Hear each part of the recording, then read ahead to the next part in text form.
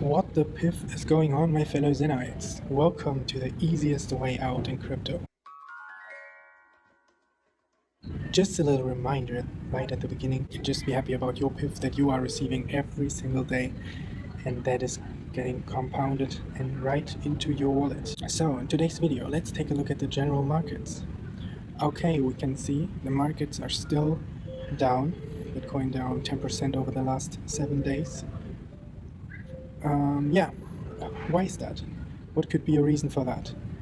As I mentioned here over on Twitter already early on the 11th April, is that I found out that there's a huge correlation between the stablecoin sell-off from Binance. Binance has its own stablecoin, BUSD, and the Bitcoin price. As we take a further look into this, we can see that this is the market cap of BUSD, and this was basically end of the year 2022 market cap, $22 billion. Then they started off selling off aggressively their market cap going into January.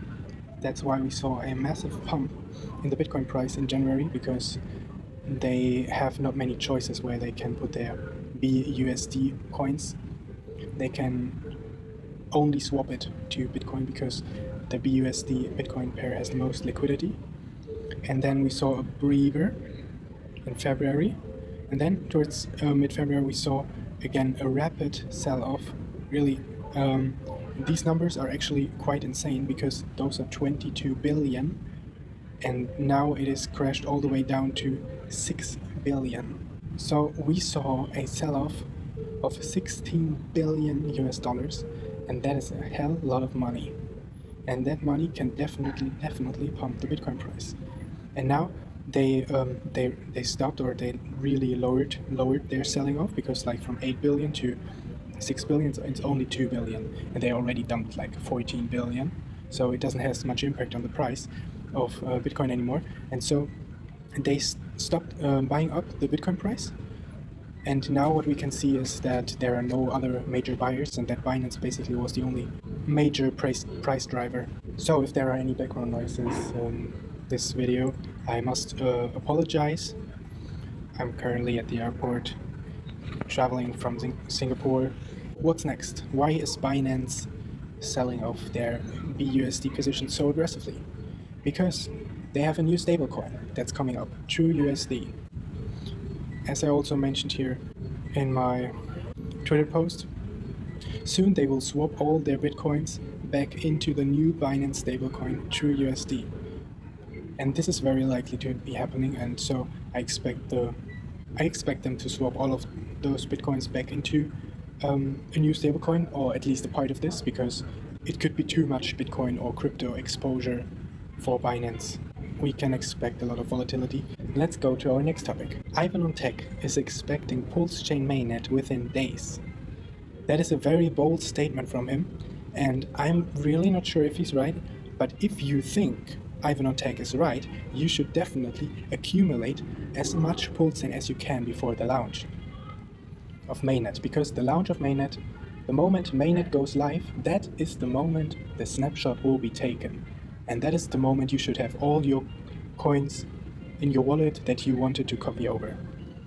And as far as my understanding goes, a copy is extremely lucrative tax-wise. Of course, I'm not a tax advisor, and this is of course highly incentivized from your own circumstances. As far as my understanding goes, we get a free copy, and it is worth nothing at the beginning. And then it appreciates in value.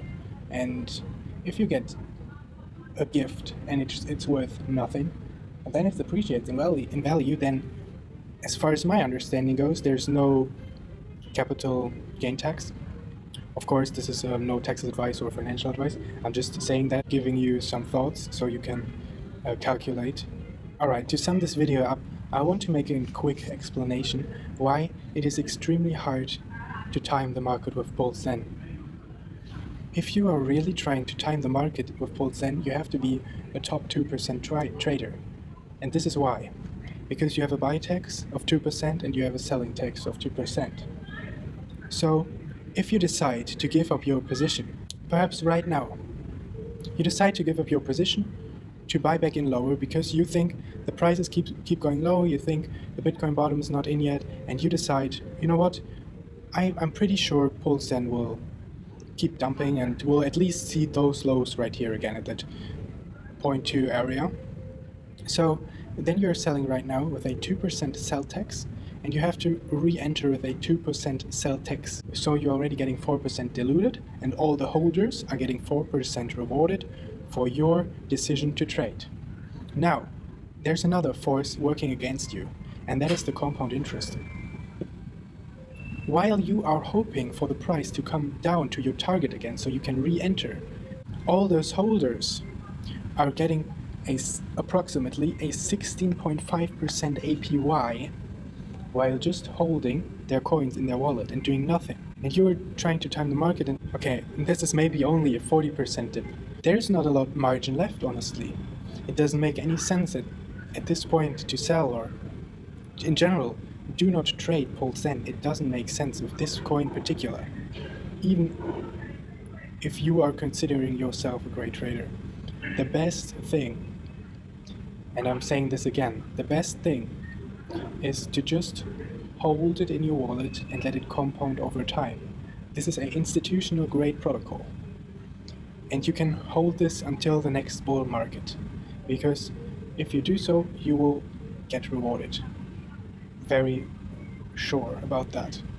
Alright, with that said, I hope you enjoyed my video, and I see you guys in the next one. Easy way out.